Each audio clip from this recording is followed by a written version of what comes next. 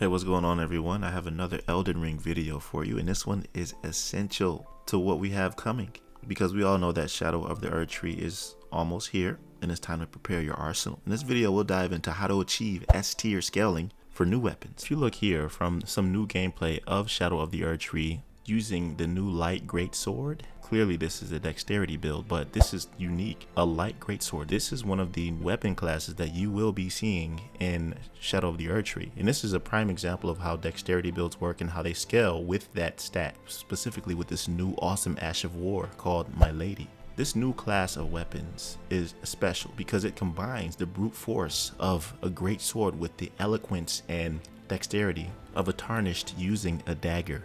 Perfect combination. And I noticed that Shadow of the Erdtree is focusing a lot on dexterity builds and dexterity playstyles. They have daggers, they have crossbows, two-handed curved swords that are positioned backwards with an Ash of War called Blind Spot that basically blinks to the left of the enemy and takes them out with a devastating strike. So when it comes to Shadow of the Erdtree, it's clear where you need to focus your attention on when it comes to some of these new weapons coming out.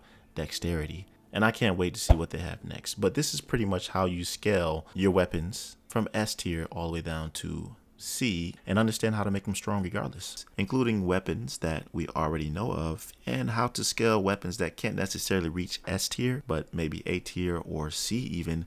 Tips on how to increase their damage or their effectiveness regardless, like Rivers of Blood, Ruvia dagger, Venomous Fang, Blasphemous Blade, and more. So let's get started. In Elden Ring, weapon scaling is crucial for maximizing your damage output. Scaling determines how much additional damage your weapons gain from your attributes. The highest scaling tier is S, followed by A, B, C, D, and E, of course. While not all weapons can reach S tier scaling, there are ways to make any weapon powerful. First up, let's talk about the Rivers of Blood. This katana is very known and is known for its devastating bleed effect and dual scaling with dexterity and arcane. I remember when this weapon came out, everybody wanted it, man. Going up to that Church of Repose, fighting that boss and getting the Rivers of Blood, and I'm like, wow, this weapon is crazy. Just the concept of it alone, that it's a blade of blood and it causes all this blood loss buildup. But here's what you have to do to optimize the Rivers of Blood. Of course, to level this weapon up to the max, you want to use somber smithing stones, and you want to focus on dexterity around 60 to 80 and arcane for its status effects and its bleed effect specifically. But why can't you get this weapon at S tier? Well, despite its power, its strength lies in its bleed effect and unique skill, which is the Corpse Piler. You see, I don't think this weapon is able to go to S tier simply because it's just OP in general.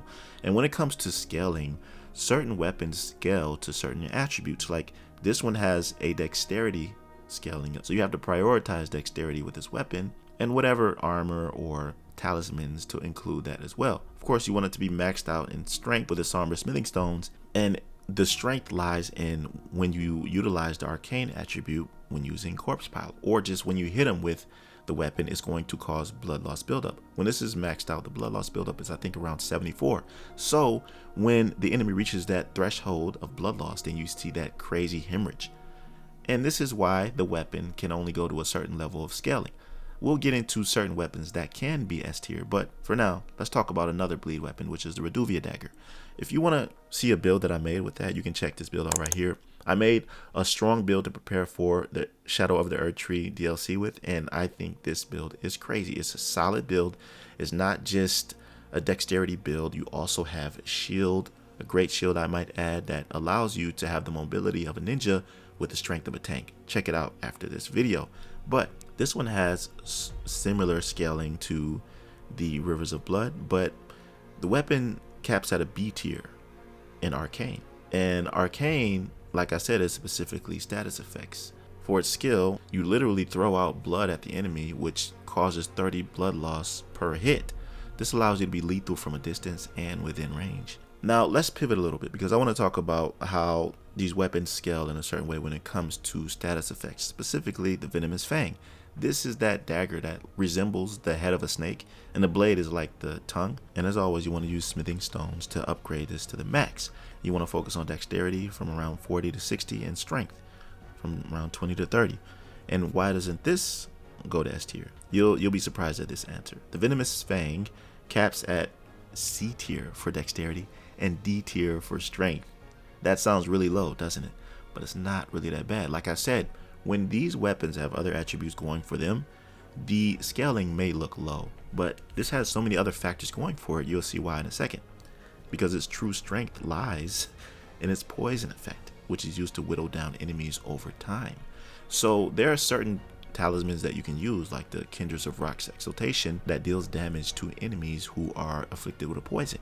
Just imagine if this had A tier scaling and you're allowed to use the 𝐤𝐳𝐳𝐫𝐞's exaltation, dealing damage to the enemy while they're poisoned. That would be crazy. Now I've added the Frost Stomp Ashes of War, which is pretty crazy. That's one of the best Ashes of War in the game, so you can slow enemies down and poison them at the same time. Now, like I said, I like to use daggers with great shields. There's just something about that playstyle. And the shield that I like to use is the Ant Skull Plate. But when you have shields that have their own talents, because the Ant Skull Plate, you rush into the enemy with it, causing a certain amount of poison buildup, right? And with this equipped along with the Venomous Fang, you can't use the Frost Stomp because that's the Ashes of War that's on the weapon.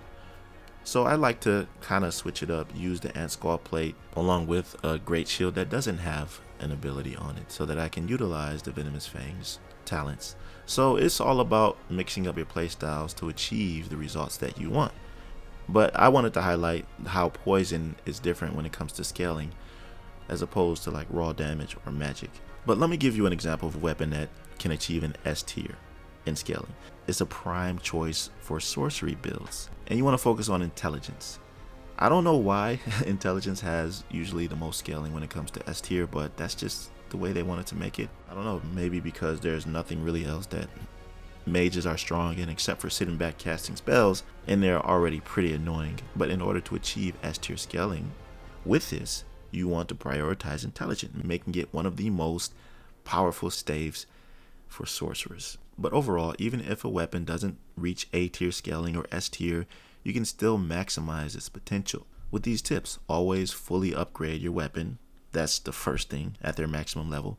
Invest heavily in the primary scaling attributes, and you'll be able to see that on the weapon that you're using. You want to use buffs, equip talismans, and cast spells that enhance your attributes and weapon damage, like I was talking about the poison's 𝐤𝐳𝐳𝐫𝐞's exaltation to deal more damage to poisoned enemies. And you want to complement your gear. Choose armor and accessories that boost your primary stats and offer additional benefits like increased damage or resistance. And that's pretty much it. I think that's all I can offer when it comes to how to S tier your weapons, or, you know, get weapons to a higher level regardless of S tiering. Let me know what you think about this down below in the comment section. I appreciate you stopping through, listening to my entire video. And if you're hyped about the Shadow of the Erdtree DLC, then like the video and make sure you subscribe to my channel if you feel inclined. I'll see you in the next one. Be right out.